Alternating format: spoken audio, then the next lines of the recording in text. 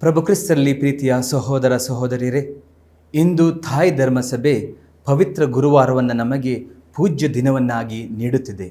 ಈ ದಿನವನ್ನು 3 ಹಬ್ಬಗಳನ್ನಾಗಿ ನಾವು ಆಚರಿಸುತ್ತೇವೆ. ಯಾಜಕತ್ವವನ್ನು ಸ್ಥಾಪಿಸಿದ ದಿನ, ಪ್ರೀತಿಯ ಪರಮೋನ್ನತ ಕಟ್ಟಳೆಯನ್ನು ಪಾದಸ್ನಾನದ ಮೂಲಕ ನೀಡಿದ ದಿನ ಮತ್ತು ಪ್ರಭು ಕ್ರಿಸ್ತರ ಪೂಜ್ಯ ಶರೀರವನ್ನು ಸ್ಥಾಪಿಸಿದ ದಿನ, ಪರಮ ಪ್ರಸಾದವನ್ನು ಸ್ಥಾಪಿಸಿದ ದಿನ. ಪ್ರೀತಿಯ ಸ್ನೇಹಿತರೆ, ಯಾಜಕತ್ವ ಯೇಸು ಕ್ರಿಸ್ತರು ಸರ್ವಶಕ್ತ ದೇವರ ಸದ್ರೂಪ, ಪ್ರತಿರೂಪ. ಅವರ ಪ್ರೀತಿ, ಮಮತೆ, ಅನುಕಂಪವನ್ನು ನಾವು ಯೇಸು ಕ್ರಿಸ್ತರಲ್ಲಿ ಕಾಣಬಹುದು. ಪ್ರೀತಿಯ ಸ್ನೇಹಿತರೆ, ಹಾಗೆಯೇ ಪ್ರಭು ಕ್ರಿಸ್ತರು ನಮಗೆ ಪ್ರೀತಿ ಎಂಬ ಕಟ್ಟಳೆಯನ್ನು ಕೊಟ್ಟಿದ್ದಾರೆ ಹೊರತು ಆಯ್ಕೆಯನ್ನಲ್ಲ. ಪ್ರೀತಿ ಸ್ನೇಹಿತರೆ, ನಮಗೆ ಗೊತ್ತು, ಶ್ರೀಮತಿ ಗ್ಲಾಡಿಸ್ ಸ್ಟೇನ್ರವರು ಅವರು ಒಂದು ಹೇಳಿಕೆಯಲ್ಲಿ ಈ ರೀತಿ ಹೇಳಿದರು: ಪ್ರೀತಿ ಎನ್ನುವುದು ಕ್ರೈಸ್ತರಾದ ನಮಗೆ ನೀಡಿದ ಆಯ್ಕೆಯಲ್ಲ, ಬದಲಾಗಿ ಪ್ರಭು ಕ್ರಿಸ್ತರು ನಮಗೆ ನೀಡಿದ ಕಟ್ಟಳೆ. ಪ್ರೀತಿ ಸ್ನೇಹಿತರೆ, ನಿಜವಾಗಿಯೂ ನಮ್ಮ ಜೀವನದಲ್ಲಿ ನಾವು ಪ್ರೀತಿಯನ್ನು ಆಚರಿಸುತ್ತೇವೆಯೋ, ಪ್ರೀತಿಯಿಂದ ಬದುಕುತ್ತೇವೆಯೋ, ಪ್ರೀತಿಯಿಂದ ನಾವು ಸಂವಹನ ಮಾಡುತ್ತೇವೆಯೋ? ಇದು ಒಂದು ಯಕ್ಷ ಪ್ರಶ್ನೆಯಾಗಿ ಉಳಿಯುತ್ತದೆ. ನಾವು ಬಾಹ್ಯವಾಗಿ ಹೇಳಬಹುದು, ನಾನು ನಿಮ್ಮನ್ನು ತುಂಬ ಪ್ರೀತಿಸ್ತೇನೆ, ತುಂಬ ಗೌರವಿಸ್ತೇನೆ, ಆದರೆ ಕಾರ್ಯೋನ್ಮುಖವಾಗಿ ನಿಜವಾಗಿ ನಾವು ಪ್ರೀತಿ ಮಾಡುತ್ತಿದ್ದೇವೆಯೋ? ಪ್ರಭು ಕ್ರಿಸ್ತರ ಹಾಗೆ ನಾವು ಪ್ರೀತಿಸುವವರಾದರೆ ಅವರಿಗೆ ಯೋಗ್ಯ ಸಾಕ್ಷಿಗಳಾಗಿ ನಾವು ಬದುಕುತ್ತೇವೆ. ಪ್ರೀತಿ ಸ್ನೇಹಿತರೆ, ಅದನ್ನೇ ಯೇಸು ಕ್ರಿಸ್ತರು ಕಟ್ಟಳೆಯನ್ನಾಗಿ ನೀಡುತ್ತಾ ಇದ್ದಾರೆ. ಲತ್ತಿನ್ ಭಾಷೆಯಲ್ಲಿ ನಾವು ಹೇಳ್ತೇವೆ, ಮಂದಾತುಮ್ ನೋವುಮ್ ಡಾ ಓಬಿಸ್. ನಾನು ನಿಮಗೊಂದು ಹೊಸ ಕಟ್ಟಳೆಯನ್ನು ನೀಡ್ತಾ ಇದ್ದೇನೆ. ಏನಿದು ಹೊಸ ಕಟ್ಟಳೆ? ನೀವು ಮಾಡುವ ಪ್ರತಿಯೊಂದರಲ್ಲೂ ಪ್ರೀತಿ ತುಂಬಿರಲಿ.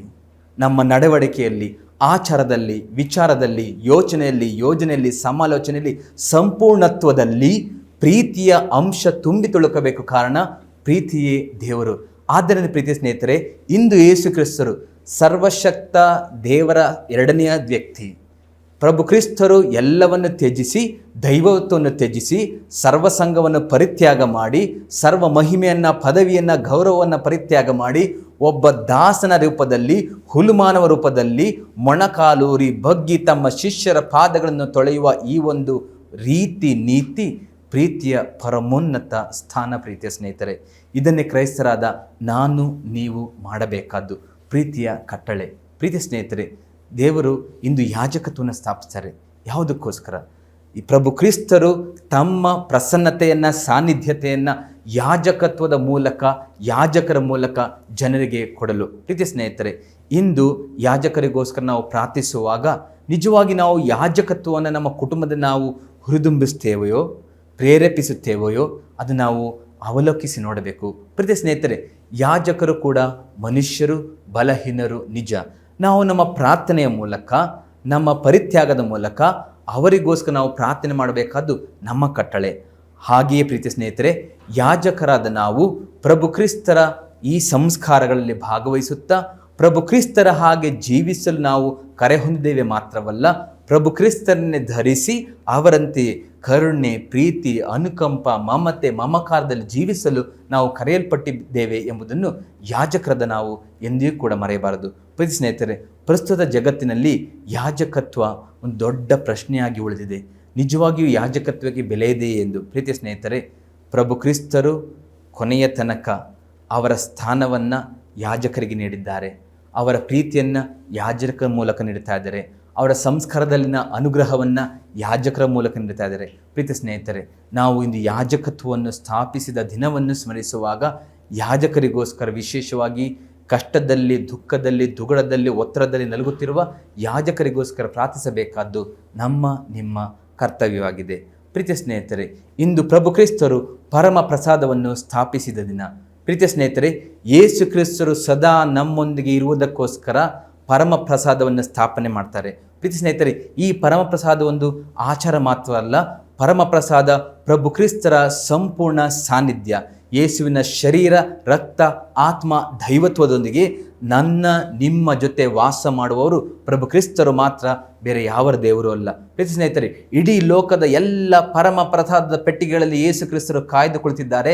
ನನಗೋಸ್ಕರ, ನಿಮಗೋಸ್ಕರ, ನಿಮ್ಮ ಪ್ರೀತಿಯ ಸಮಯವನ್ನು ಕಳೆಯುವುದಕ್ಕೋಸ್ಕರ ಯೇಸು ಕ್ರಿಸ್ತರು ಕಾಯ್ತಾ ಇರ್ತಾರೆ. ಪ್ರೀತಿ ಸ್ನೇಹಿತರೆ, ಇಂದು ಪರಮಪ್ರಸಾದವನ್ನು ನಾವು ಆರಾಧಿಸುವುದು ಮಾತ್ರವಲ್ಲ, ನಿಜವಾಗಿಯೂ ಪರಮ ಪ್ರಸಾದದಲ್ಲಿ ನಾವು ಭಕ್ತಿಯಿಂದ ಭಾಗವಹಿಸುತ್ತೇವೆಯೋ ಎನ್ನುವ ದೊಡ್ಡ ಒಂದು ಪ್ರಶ್ನೆಗೆ ನಾವು ಉತ್ತರ ಕೊಡಲೇಬೇಕಾದ್ದು. ಪ್ರೀತಿಯ ಸ್ನೇಹಿತರೆ, ಪರಮಪ್ರಸಾದ ಎಂದರೇನು?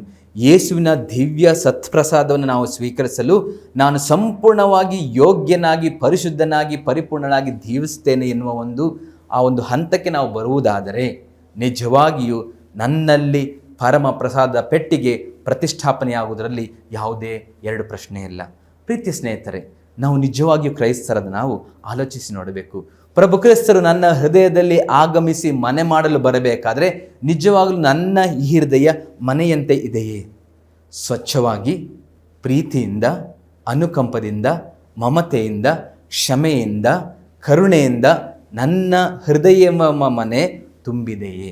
ಪ್ರೀತಿಯ ಸ್ನೇಹಿತರೆ, ಇದನ್ನೇ ನಾವು ಇಂದು ಆಚರಿಸಬೇಕಾದ್ದು. ಪ್ರೀತಿಯ ಸ್ನೇಹಿತರೆ, ಪವಿತ್ರ ಗುರುವಾರ ಈ ಸಂಘಗಳಲ್ಲಿ ನಾವು ಭಾಗವಹಿಸ್ತೇವೆ, ಪ್ರೀತಿಯ ಕಟ್ಟಳೆನೇ ಆಚರಿಸ್ತೇವೆ, ಯಾಜಕತ್ವವನ್ನು ನಾವು ಸ್ಮರಿಸುತ್ತೇವೆ, ಯೇಸು ಕ್ರಿಸ್ತರು ಪರಮ ಪ್ರಸಾದ ಮೂಲಕ ನಮ್ಮೊಂದಿರುವ ಸದಾ ಸಾನ್ನಿಧ್ಯ ನಾವು ಸ್ಮರಿಸ್ತೇವೆ. ಪ್ರೀತಿ ಸ್ನೇಹಿತರೆ, ಈ ಒಂದು ದಿನ ಸಂಪೂರ್ಣವಾಗಿ ಅರ್ಥ ನೀಡಬೇಕಾದ್ರೆ ಪ್ರೀತಿಯಲ್ಲಿ ಜೀವಿಸೋಣ, ಯಾಜಕರನ್ನು ಗೌರವಿಸೋಣ, ಆ ಪೂಜ್ಯ ಪರಮಪ್ರಸಾದದಲ್ಲಿ ಭಕ್ತಿಯನ್ನು ಇರಿಸೋಣ.